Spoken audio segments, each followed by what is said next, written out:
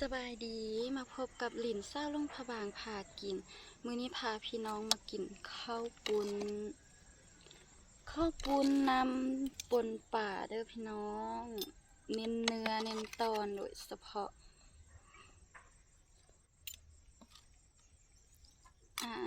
คำทำอิดข้อสุดนำกันเด้อ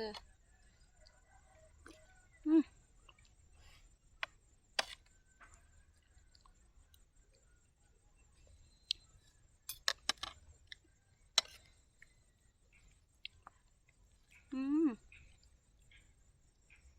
ซ่บ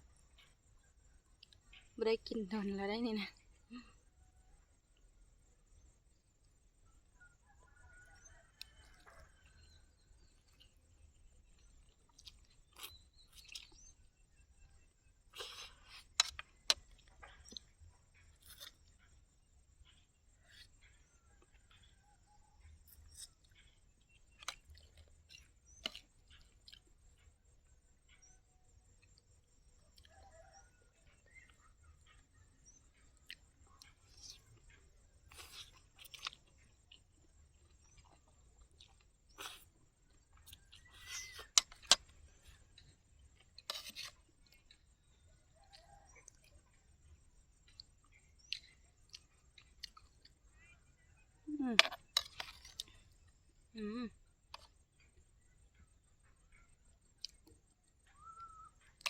แซ่บ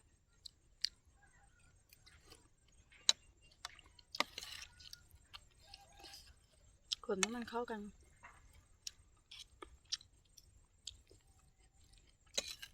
เส้นมันดีกองหน่อย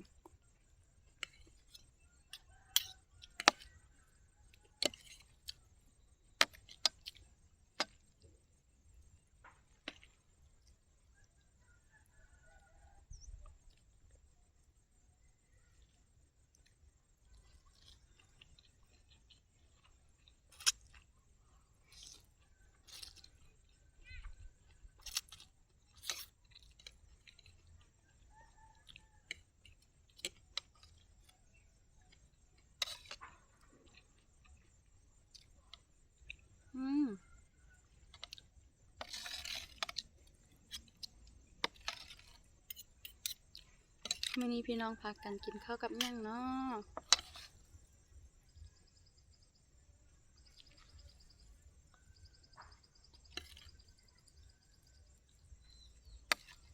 แซ่บๆนำกันเด้อพี่น้องเด้อ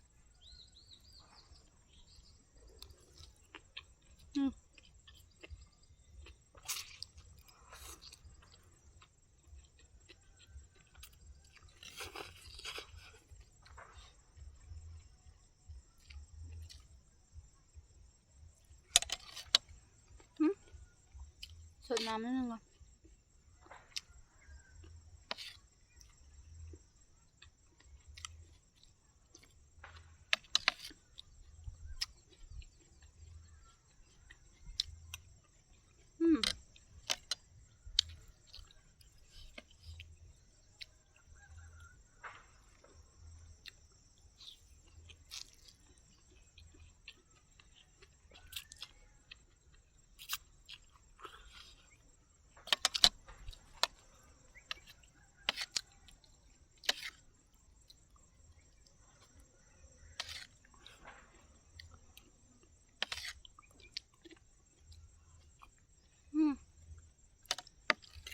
แซ่บพี่น้อง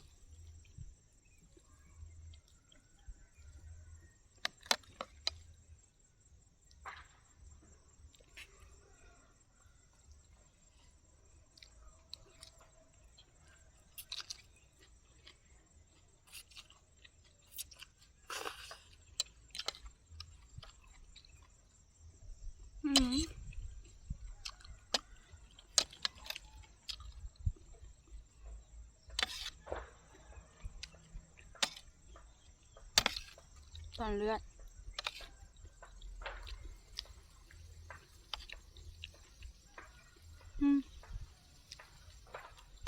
แซ่บขนาดพี่น้องเอ้ย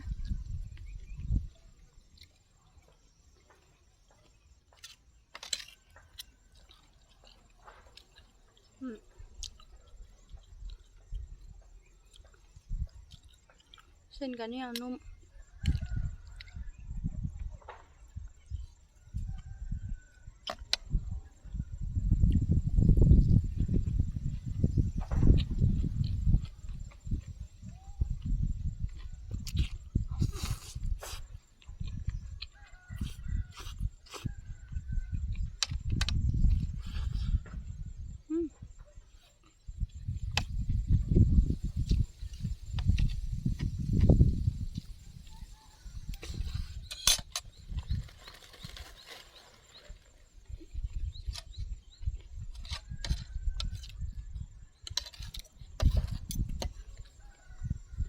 ทั้งภาพและเสียง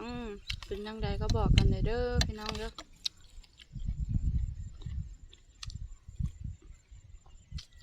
ภาพมันบ่ชัดเจนบ่เสียงบ่ได้ยินดีบ่กะคอมเมนต์บอกได้เด้อ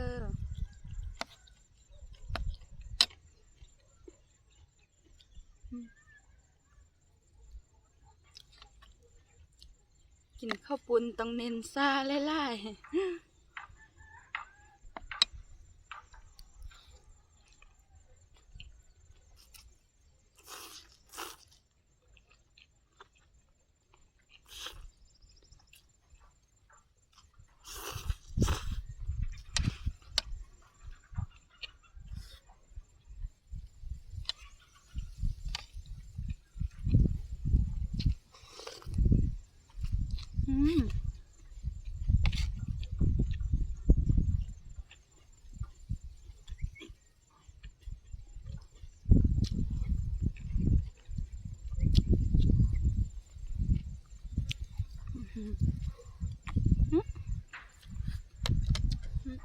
ขออนุญาตเติมน้ำเด้อหมักสดน้ำแห้ง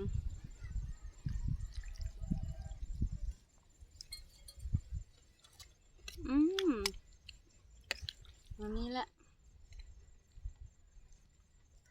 สะใจ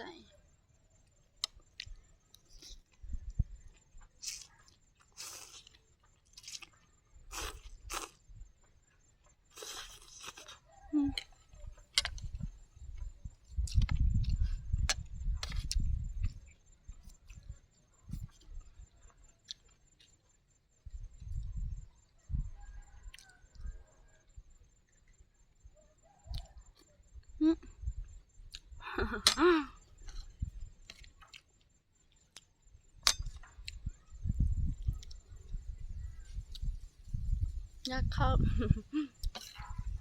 ใส่มาละกินบ่เบิดซ้ำคำนี้นะพี่น้องเนาะคำสุดท้ายแล้วนะ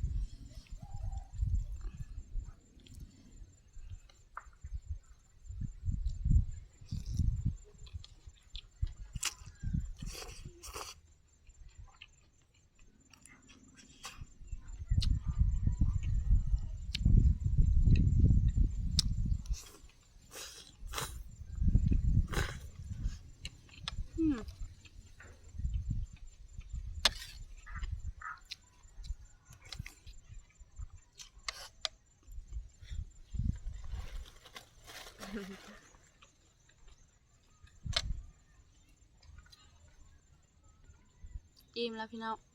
เป็นยังได้กับฝากติดตามรับชมเด้อฝากกดไลค์กด Subscribe ให้กันเด้อ